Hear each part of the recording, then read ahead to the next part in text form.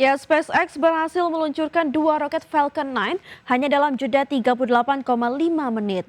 Rekor ini menegaskan kemampuan SpaceX meningkatkan efisiensi operasional dan menjadikan peluncuran roket semakin mendekati model bisnis berkelanjutan.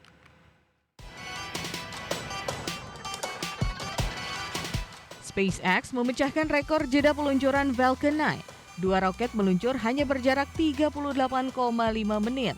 Peluncuran pertama membawa 8 satelit Global Star dari Florida. Sementara itu, peluncuran kedua membawa muatan rahasia US Space Force dari California. Falcon 9 pertama lepas landas dari Cape Canaveral. Roket tersebut membawa satelit untuk memperkuat konstelasi Global Star. 38,5 menit kemudian, Falcon 9 kedua meluncur dari Vandenberg Space Force Base. Muatan kedua merupakan misi USSF 366 yang detailnya dirahasiakan. Kedua booster Falcon 9 berhasil kembali ke bumi. Booster pertama mendarat di landing zone 40 sekitar 8 menit setelah peluncuran. Sementara booster kedua mendarat di drone ship di Samudra Pasifik.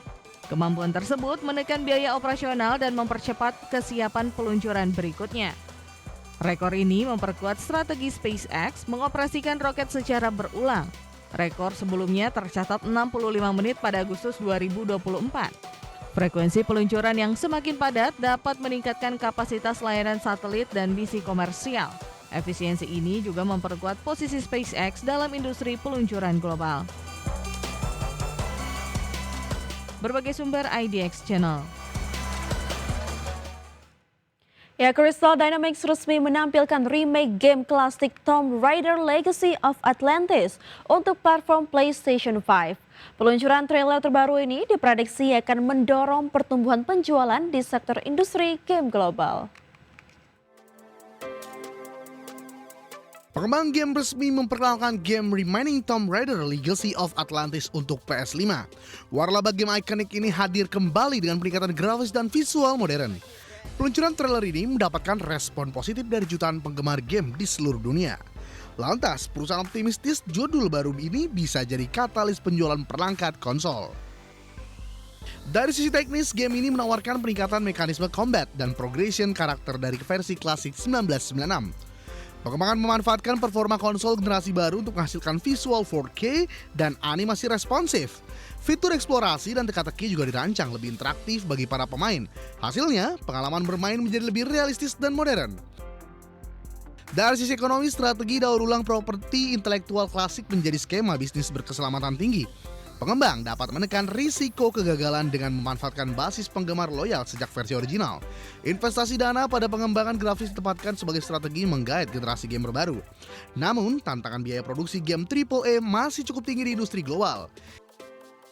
Kedepan, persaingan game eksklusif konsol diprediksi akan semakin ketat seiring tingginya permintaan perangkat digital. PlayStation diperkirakan bakal memperluas portofolio game remake untuk memperkuat ekosistem pasar. Inovasi teknologi grafis berpotensi menjadi standar baru dalam industri hiburan konsol. Langkah strategi ini sekaligus menegaskan posisi waralaba Tomb Raider di sektor game modern. Berbagai sumber IDX Channel.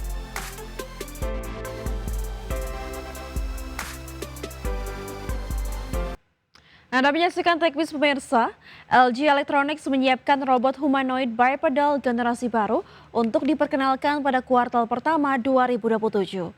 Kolaborasi dengan Nvidia ini memperkuat strategi LG masuk lebih dalam ke bisnis robotika dan physical AI.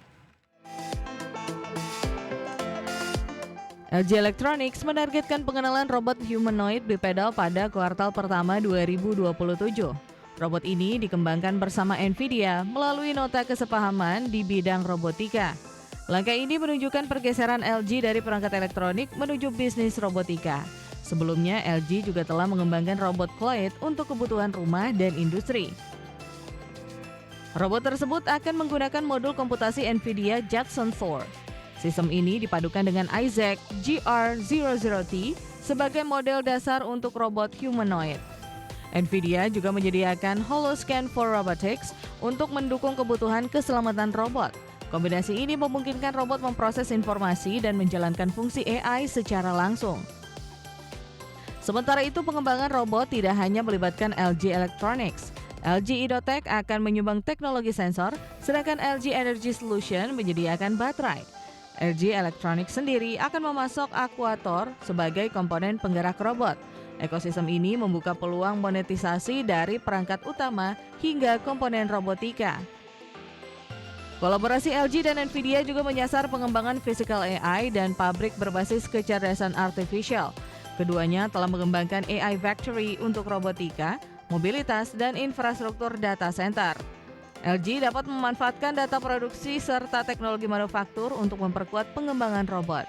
Strategi ini berpeluang memperluas pasar LG dari elektronik konsumen menuju robotika dan otomasi industri.